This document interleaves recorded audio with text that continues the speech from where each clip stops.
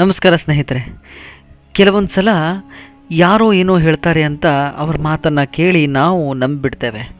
ಅದಾದ ನಂತರ ನಮಗೆ ಅನಿಸುತ್ತೆ, ಹೌದಲ್ಲ, ನಾನು ಸುಮ್ಮನೆ ಮಾಡಿದೆ ಅಲ್ಲ, ಅಥವಾ ನಾನು ನನ್ನ ಕಾಲ ಮೇಲೆ ನಾನೇ ಕಲ್ಲು ಹಾಕಿಕೊಂಡಂತಾಯ್ತಲ್ಲ ಅಂತ ಅನಿಸುತ್ತೆ. ಆ ಒಂದು ಮಾತಿಗೆ ಈ ಒಂದು ಕಥೆ ನಿದರ್ಶನ ಅಂತ ಹೇಳಿದ್ರು ಕೂಡ ತಪ್ಪಾಗೋದಿಲ್ಲ.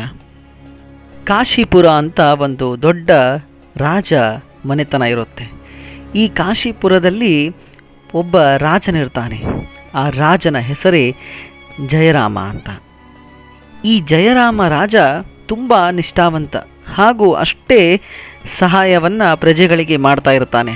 ಹಾಗೂ ಜನರನ್ನು ಕರುಣಾಮಯಿಯಾಗಿ ನೋಡ್ತಾ ಇರುವಂತಹ ರಾಜ ಜಯರಾಮ ರಾಜ. ತನ್ನ ತಂದೆಯ ಕಾಲದಿಂದಲೂ ಪ್ರಜೆಗಳಿಗೆ ನೀಡಬೇಕಾದಂತಹ ಗೌರವ ಹಾಗೂ ಸಹಾಯವನ್ನು ಹಿಂದಿನ ಕಾಲದಿಂದಲೂ ಈ ಜಯರಾಮ ರಾಜ ಮಾಡ್ತಾ ಬರ್ತಿದ್ದ. ಈ ಕಾಶಿಪುರದ ಪಕ್ಕದಲ್ಲಿಯೇ ಇನ್ನೊಂದು ರಾಜಮನೆತನ ಆಳ್ವಿಕೆ ಮಾಡ್ತಾ ಇತ್ತು. ಅಲ್ಲಿನ ರಾಜ ಪ್ರಭುದೇವ ಅಂತ ಇರ್ತಾನೆ. ಯಾವಾಗಲೂ ಹೋರಾಟ, ಧ್ವಂಸ ಹಾಗೂ ಸಾವು ನೋವುಗಳನ್ನು ಮಾಡ್ತಾ ಇರುವಂತಹ ಹಾಗೂ ಮಾಡಿಸುವಂತಹ ಕುತಂತ್ರ ರಾಜ ಈ ಪ್ರಭುದೇವ ರಾಜನಾಗಿರ್ತಾನೆ. ಹೆಸರಿಗೆ ಮಾತ್ರ ಪ್ರಭುದೇವನಾಗಿದ್ದರೂ ಕೂಡ ಯಾರಿಗೂ ಕೂಡ ಹಿತವ ನೆಮ್ಮದಿಯನ್ನು ನೀಡ್ತಾ ಇರಲಿಲ್ಲ. ಅದೆಷ್ಟೋ ಸಲ ಪ್ರಜೆಗಳು, ಪ್ರಭುದೇವನ ಆಸ್ಥಾನದಲ್ಲಿರುವಂತಹ ಪ್ರಜೆಗಳು ಕೂಡ ಜಯರಾಮನ ಕಾಶಿಪುರದಲ್ಲಿ ಬಂದು ನೆಲೆಸಿ ಜೀವನವನ್ನು ಕಟ್ಟಿಕೊಂಡಿರ್ತಾರೆ. ಇಂತಹ ಪರಿಸ್ಥಿತಿ ಆ ಒಂದು ಪ್ರಭುದೇವ ರಾಜ ಎಲ್ಲರಿಗೂ ತಂದಿರ್ತಾನೆ. ಪ್ರಭುದೇವ ರಾಜನಿಗೆ ಯಾವಾಗಲೂ ಈ ಜಯರಾಮ ರಾಜನ ಮೇಲೆ ಕೋಪ. ಯಾವಾಗ ಇವನನ್ನು ನಾಶ ಮಾಡಬೇಕು, ಇವನ ರಾಜಮನೆತನವನ್ನು ಧ್ವಂಸ ಮಾಡಬೇಕು ಅಂತ ಕುತಂತ್ರವಾಗಿ ಯೋಚನೆಗಳನ್ನು ಮಾಡ್ತಾ ಮಾಡ್ತಾ ಸಮಯವನ್ನು ಕಳೀತಾ ಇರ್ತಾನೆ.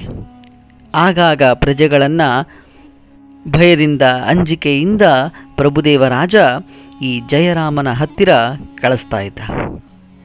ಒಂದು ದಿನ ಆ ಪ್ರಭುದೇವ ರಾಜ ಈ ಜಯರಾಮ ಇರುವಂತಹ ಕಾಶಿಪುರದ ಮೇಲೆ ಯುದ್ಧವನ್ನು ಸಾರ್ತಾನೆ. ಯುದ್ಧವನ್ನು ಸಾರಿ ಹಲವಾರು ಸ್ಥಳಗಳನ್ನು ಹಾಗೂ ಜನರನ್ನು ಹಿಂಸೆಗೆ ಈಡು ಮಾಡ್ತಾನೆ. ಇದನ್ನೆಲ್ಲ ತಿಳಿದಂತಹ ಜಯರಾಮ ರಾಜ ತುಂಬ ಯೋಚನೆಗೆ ಒಳಗಾಗ್ತಾನೆ. ಏನು ಮಾಡಿದ್ರೂ ಕೂಡ ಯೋಚನೆ ಮಾಡಿದ್ರೂ ಏನೂ ನೆನಪಿಗೆ ಬರ್ತಾ ಇಲ್ಲ. ನಾನಾಗಿ ಯುದ್ಧ ಮಾಡಲಿಲ್ಲ ಅಂದರೂ ಕೂಡ ಆ ಪ್ರಭುದೇವ ರಾಜ ನನ್ನ ಮೇಲೆ ಯುದ್ಧವನ್ನು ಮಾಡ್ತಾ ಇದ್ದಾನೆ, ಏನು ಮಾಡಬೇಕು ಅಂತ ಯೋಚನೆಯನ್ನು ಮಾಡ್ತಾ ಹೀಗೆ ಕುಳಿತಿರ್ತಾನೆ.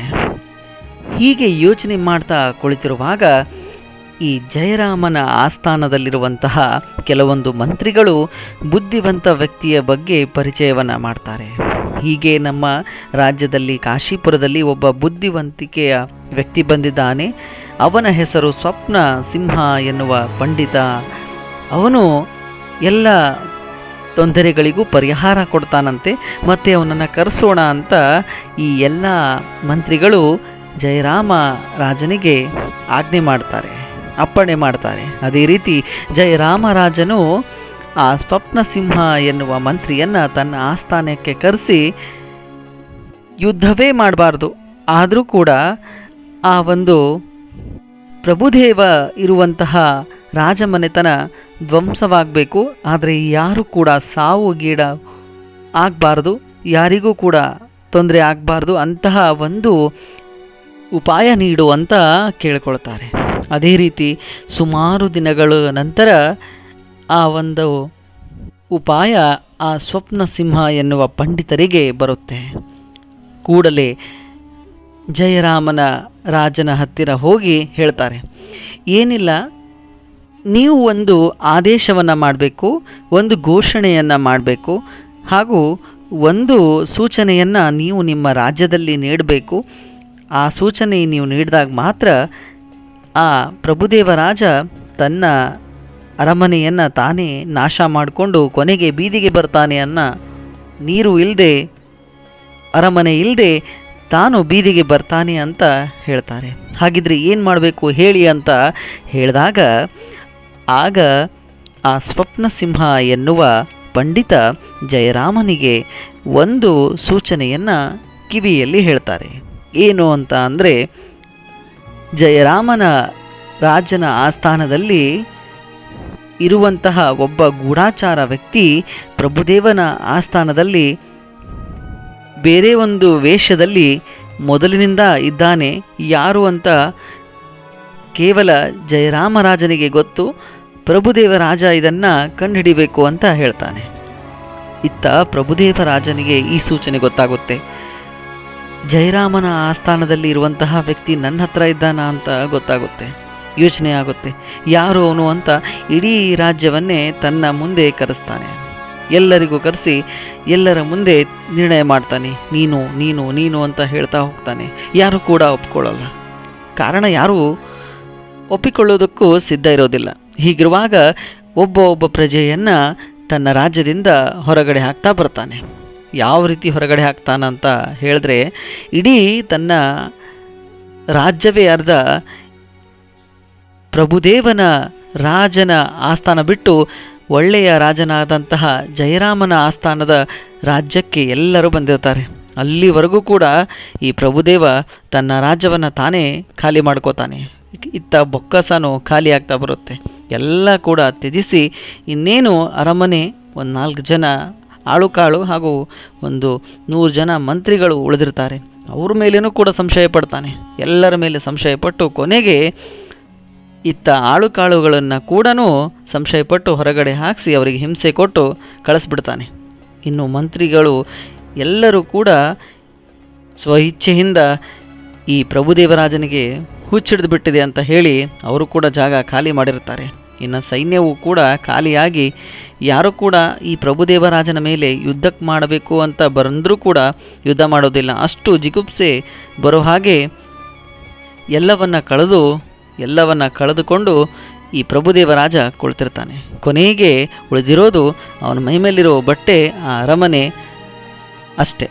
ಇದನ್ನೆಲ್ಲ ನೋಡಿ ತುಂಬ ಆ ಪ್ರಭುದೇವರಾಜನಿಗೆ ತುಂಬ ಬೇಜಾರಾಗುತ್ತೆ. ಕೊನೆಗೆ ಅವನ ಮೇಲೆ ಅವನಿಗೆ ಅನಿಸುತ್ತೆ, ಯಾರು ಅಂತ ಗೊತ್ತಾಗ್ತಾ ಇಲ್ಲ, ಹೋಗಲಿ ನಾನೇ ಸೋತ್ಬಿಟ್ಟು ಆ ಜಯರಾಮ ರಾಜನ ಹತ್ರ ಹೋಗಿ ಯಾರು ಅಂತ ನಾನೇ ಕೇಳಬೇಕು ಅಂತ ಅನ್ಕೋತಾನೆ. ಹೌದು ಅಂತ ಹೇಳಿ ಹೀಗೆ ಒಂದಿನ ಹೋಗ್ತಾನೆ. ಹೋಗಿ ಹೇಳ್ತಾನೆ, ಏನಯ್ಯ ಜಯರಾಮರಾಜ, ನಿನ್ನ ರಾಜ್ಯದಲ್ಲಿರುವಂತಹ ಒಬ್ಬ ಗೂಢಾಚಾರ ವ್ಯಕ್ತಿ ಮಾರುವೇಷದಲ್ಲಿ ನನ್ನ ರಾಜ್ಯದಲ್ಲಿ ಇದ್ದಾನೆ ಅಂತ ಹೇಳ್ದಿ. ನಾ ಇಡೀ ರಾಜ್ಯವೇ ಖಾಲಿ ಮಾಡಿಕೊಂಡೆ, ಅರಮನೆ ಖಾಲಿ ಆಯಿತು, ಆಳುಕಾಳುಗಳು ಹೋದರು, ಮಂತ್ರಿಗಳು ಹೋದರು, ಸೈನ್ಯ ಹೋಯಿತು, ಎಲ್ಲ ಹೋಯಿತು. ಯಾರು ಅವನು ಅಂತ ಹೇಳು ಅಂತ ಹೇಳಿದಾಗ ಆಗ ಜಯರಾಮ ರಾಜನ ಆಸ್ಥಾನದಲ್ಲಿರುವಂತಹ ಸ್ವಪ್ನಸಿಂಹ ಎನ್ನುವ ಪಂಡಿತ ಎದುರುಗಡೆ ಬರ್ತಾನೆ. ಮಹಾರಾಜರೇ, ನಿಮ್ಮ ಆಸ್ಥಾನದಲ್ಲಿ ಯಾರೂ ಕೂಡ ಜಯರಾಮ ರಾಜನ ಕಡೆಯವರು ಯಾರೂ ಗೂಢಾಚಾರ ವ್ಯಕ್ತಿಗಳು ನಾವು ಕಳಿಸೇ ಇಲ್ಲ, ಬಂದೇ ಇಲ್ಲ ಅಂತ ಹೇಳಿದಾಗ ಪ್ರಭುದೇವರಾಜನಿಗೆ ಕೋಪ ಬರುತ್ತೆ. ಹಾಗಿದ್ರೆ ಸುಳ್ಳು ಏಕೆ ಹೇಳಿದ್ರಿ? ನನ್ನ ಈ ಪರಿಸ್ಥಿತಿಗೆ ನೀವೇ ಕಾರಣರು ಅಂತ ಆ ಸ್ವಪ್ನಸಿಂಹ ಪಂಡಿತರಿಗೆ ಬೈತಾನೆ.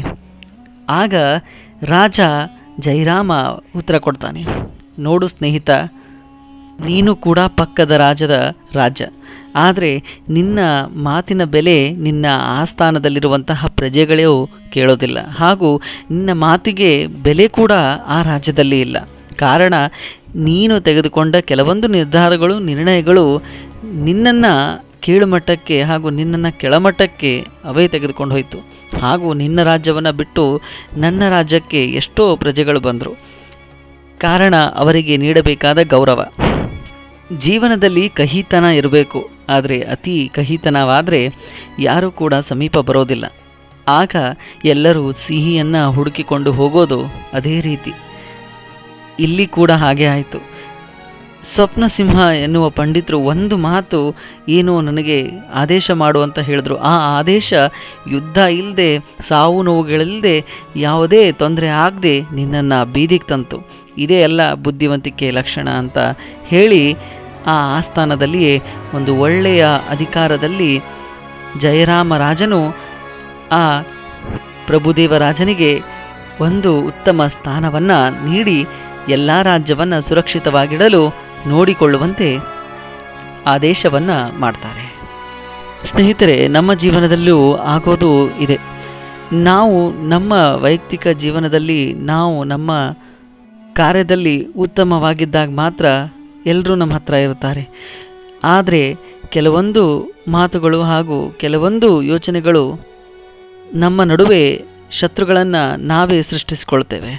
ಆಗ ನೋಡೋ ವ್ಯಕ್ತಿಗಳೆಲ್ಲ ನಮಗೆ ಶತ್ರುಗಳ ಥರ ಕಾಣಿಸ್ತಾರೆ. ಯಾರ ಮೇಲೂ ನಂಬಿಕೆ ಬರೋದಿಲ್ಲ, ಯಾರ ಮೇಲೂ ನಮಗೆ ಪ್ರೀತಿ ಅಂತಃಕರಣ ದೂರನೇ ಆಯಿತು. ಆಗ ನಮ್ಮ ನೆಮ್ಮದಿಯನ್ನು ನಾವು ಹಾಳು ಮಾಡಿಕೊಂಡು ನಮ್ಮ ಸುತ್ತಮುತ್ತ ಇರುವಂತಹ ಎಲ್ಲ ವ್ಯಕ್ತಿಗಳ ನೆಮ್ಮದಿಯನ್ನು ಹಾಳು ಮಾಡಿ ನಮ್ಮಿಂದ ನಾವೇ ಅವರನ್ನು ದೂರ ಮಾಡಿಕೊಳ್ತೇವೆ. ಇಲ್ಲೂ ಕೂಡ ಆಗಿದ್ದು ಅದೇ. ಈ ಕಥೆ ನಿಮಗೆ ಇಷ್ಟ ಆಗಿದೆ ಅಂತ ನಾನು ಭಾವಿಸ್ತೇನೆ. ಮುಂದಿನ ಒಂದು ವಿಡಿಯೋದಲ್ಲಿ ಹೊಸ ಮಾಹಿತಿ ಜೊತೆಗೆ ಮತ್ತೆ ಸಿಗೋಣ. ಧನ್ಯವಾದಗಳು.